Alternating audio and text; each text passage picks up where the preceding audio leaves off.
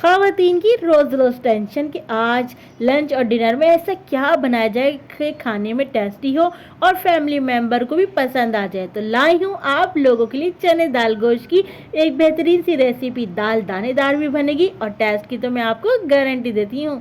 और इसके अलावा ऑयल वाली तरी भी इसके ऊपर आएगी, तो लुक वाइज ये दाल बहुत ही टेस्टी लगेगी। रेसिपी को एंड तक देखिए। बिस्मिल्लाहिर्रहमानिर्रहीम, अस्सलाम वालेकुम। मैं हूँ समरीन अकमल। मैं आपको अपने चैनल दिल्ली के जायके में वेलकम करती हूँ। उम्मीद करती हूँ आप सब लोग खैरियत से होंगे। तो आज मैं आप लोगों के लिए चने दाल गोश्त की रेसिपी लाई हूँ। तो चलें रेसिपी स्टार्ट करने से पहले नए देखने वाले से रिक्वेस्ट है कि दिल्ली के जायके सब्सक्राइब कर लीजिए, बेल के बटन को ज़रूर प्रेस कीजिएगा। रेसिपी अच्छी लगे तो प्लीज़ लाइक शेयर ज़रूर कर दिया करें। तो चलें रेसिपी बनाना स्टार्ट कर लेते हैं। तो टेस्टी सी मज़ेदार सी चने की दाल गोश्त बनाने के लिए सबसे पहले हमने 250 ग्राम चने की दाल ली। इसको हम पानी से अच्छी तरह वॉश करेंगे, फिर हम इसको 2 घंटे के लिए भिगोने के लिए रख देंगे।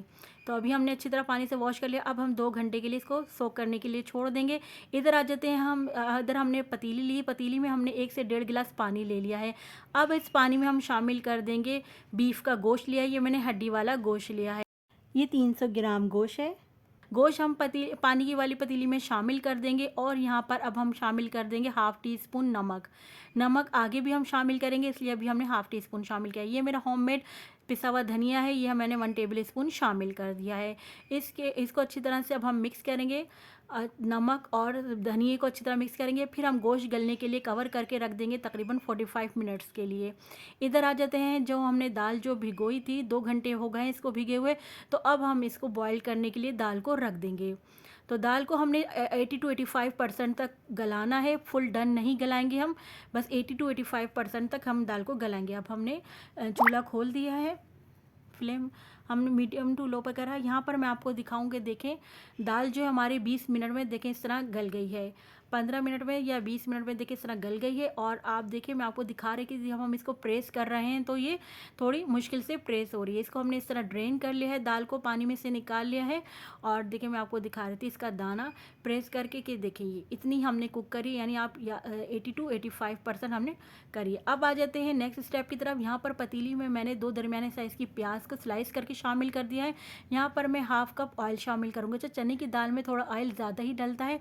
फिर अब हमने यहाँ पर 1 टेबल स्पून लहसुन अदरक का पेस्ट शामिल कर दिया है। अब लहसुन अदरक के पेस्ट को प्याज के साथ अच्छी तरह से हमने फ्राई करना है, यानी इसका कच्चापन दूर करना है और प्याज का हमने कलर आने नहीं देना। इसी तरह हमने प्याज को सोटे करना है और लहसुन अदरक के पेस्ट को। अब जब भुनाई होगी तो यहाँ पर देखिए मैंने 1 बड़ी इलायची शामिल कर दी है। तो अब बड़ी इलायची को शामिल करने के बाद अब हम फिर प्याज और इन चीज़ों को फिर से मिक्स करेंगे। इसके बाद मैं यहाँ पर शामिल कर दूँगी टमाटर। मैंने 1 बड़े साइज़ का जो टमाटर है उसको इस तरह लंबाई में काट कर शामिल कर दिया है। मिक्स करेंगे टमाटर शामिल करने के बाद अच्छी तरीके से। फिर अब हम यहाँ पर आ जाते हैं स्पाइस की तरफ। यहाँ पर हम कुछ स्पाइस डालते हैं। तो यहाँ पर मैंने हाफ़ टी स्पून लाल पिसी मिर्चें शामिल कर दी हैं, 1/4 टी स्पून मैंने हल्दी शामिल कर दी, हाफ़ टी स्पून मैंने कश्मीरी मिर्चें शामिल कर दी हैं। अगर आपके पास नहीं है तो आप स्किप भी कर सकते हैं। यहाँ पर अच्छी तरह से अब हम मिक्स करेंगे जो स्पाइस हमने शामिल किए हैं उनको टमाटर के साथ। और अब हम यहाँ पर शामिल कर देंगे दही। दही मैं यहाँ पर शामिल करूँगी, तकरीबन 2 से 3 टेबल स्पून दही शामिल करेंगे। फिर अच्छी तरह दही को मिक्स कर लेंगे। शामिल करने के बाद फिर यहाँ पर जो मैंने बॉयल किया था गोश्त, वो हम गोश्त जो है वो हमारा बॉयल्ड हो गया, वो हम इसमें शामिल कर देंगे। गोश्त की बोटियों को मिक्स करेंगे अच्छी तरह से हम इसको। फिर यहाँ पर मैं आपको दिखाऊं कि जो हमने दाल जो बॉयल करी थी, जो जिसको हमने ड्रेन कर लिया था, वो हम यहाँ पर शामिल कर देंगे। दाल देखिए हमने आपको बताया था 85% तक हमने गलाई हुई है। अब हमने क्या करना है, दाल को मसाले में शामिल कर दिया और अब हम यहाँ पर यखनी शामिल कर देंगे। जिसमें हमने गोश्त उबाला था ना, बॉयल किया था, तो यखनी अब हम यहाँ पर शामिल कर देंगे। यहाँ पर हम सादा पानी नहीं बल्कि यखनी डाल देंगे। अब हम कवर करके रख देंगे तकरीबन 15 से 20 मिनट तक के लिए, ताकि जो दाल है वो अपने अंदर तमाम स्पाइस अपने अंदर एब्जॉर्ब कर ले। यहाँ पर देखिए मैंने नमक कम था तो नमक शामिल कर दूँगी half tea spoon. Half tea spoon हमने गोश्त बॉयल करने में शामिल किया और हाफ़ टी स्पून अब हम यहाँ मसाले के साथ शामिल कर रहे हैं। तो चले हम कवर करके रख दिए थे हमने यहाँ पर, और तकरीबन देखिए 10 से 12 मिनट हुए हैं। यहाँ पर मैं आपको दिखा रही थी कि देखिए पानी भी अच्छी तरह से ड्राई हो गया है। यहाँ पर मैं पिसा हुआ गरम मसाला शामिल कर रही हूँ, हूँ 1/4 टीस्पून, और हरी मिर्च शामिल कर दूंगी मैं ऊपर से, और हरा धनिया कटा हुआ शामिल कर दूंगी। गार्निश करेंगे हम अपने चने की दाल गोश्त को। अभी हम यहाँ पर इसको कवर करके रख देंगे, क्योंकि आप देख रहे हैं यहाँ पर ऑयल अभी नज़र नहीं आ रहा है, तो हम बिल्कुल दम वाली फ्लेम पर, जैसे चावलों को दम पे रखते ना, इस तरह कवर करके रख देंगे। थोड़ी देखिए 5 मिनट करके हमने कवर करके रखा था। 5 मिनट बाद अब आप देखिए माशाल्लाह से कितना ऑयल हमारा जो है आ गया है रोगन इसके ऊपर।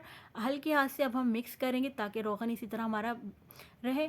अब हमने क्या करना है, मैं आपको दिखा रही थी, देखिए इसकी ग्रेवी मैं आपको चेक कराऊं तो देखिए इतना रहना है। अगर आपने इसको थोड़ा पतला रखना है तो आप चाहें तो पानी शामिल कर सकते हैं, लेकिन इसी तरह हम खड़ी खड़ी दाल रखते हैं। अगर आपको दाल को थोड़ा सा घोटना है तो आप चाहें तो घोट भी सकते हैं। हमारे यहाँ खड़ी खड़ी पसंद की जाती है चने की दाल, इसलिए मैं यहाँ पर खड़ी खड़ी दाल रखी है मैंने। अब देखिए हमारी माशाल्लाह से बहुत खुशबूदार सी जायकेदार सी चने की दाल गोश्त बनकर रेडी हो गया है। आप इस गर्मा गर्म दाल को एंजॉय कर सकते हैं रोटी, नान, चपाती के साथ भी, और ये तंदूर की रोटी के साथ भी बहुत मज़े की लगेगी, और ये प्लेन राइस के साथ भी बहुत मज़े की लगेगी। आपको जैसे पसंद हो आप वही चीज़ के साथ खाइएगा, बहुत मज़े की बनती है ये दाल। मेरी इस रेसिपी को आप लोगों ने इस बार ज़रूर ट्राई करना है। आप जिस तरीके से बनाते थे, लेकिन इस बार मेरे तरीके से ज़रूर बनाइएगा, और मुझे ज़रूर फीडबैक दीजिएगा कि आप लोगों को मेरी रेसिपी कैसी लगी। चलती हूँ, क्योंकि मैं आप लोगों के लिए लेकर आती रहती हूँ इसी तरह ईद बकरीद रेसिपी, मज़े मज़े की यमी यमी रेसिपी। जब तक के लिए मुझे समरीन अकमल को दे लेके ज़ायक़े से इजाज़त दीजिए। अल्लाह हाफिज़।